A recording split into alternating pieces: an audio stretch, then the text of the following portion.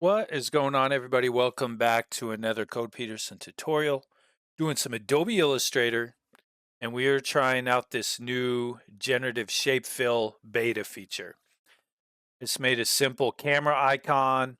Maybe it's for a photography business, and I want to add a little something extra to it. Maybe it's something that'll be for a gallery or for a web page or for a social media post or something like that.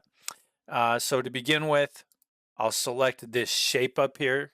I'm going to just put an image inside the lens of this graphic here. Once I have the shape drawn and selected, then I can go over here to Generative Shape Fill. And in here, I'm going to type in nature, flowers, and leaves. As I start to type it in there, it gives me some suggestions. I'm just going to go with what I typed and see how it turns out. Once we have it all generated, we have some variations we can choose from over here. Kind of go with whatever example that you like the most. I think this one looks pretty nice. So I'll go with that. And then I'm going to just move my frame to make sure it is above everything else on the layer.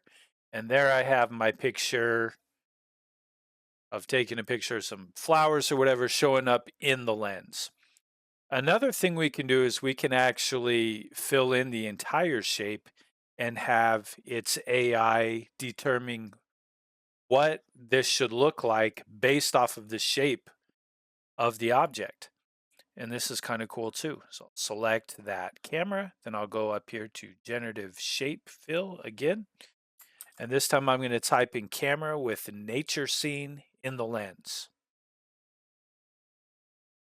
Here we have these examples that it made for us. Now let's say I don't like any of these variations. I can go up here to view all settings and then change any of these kind of effects and filters to what it came up with. I'll select comic book for this one to give it more of a cartoony appearance. And the shape strength I'll leave high, and detail I'll keep it in the middle. Let's see what this looks like.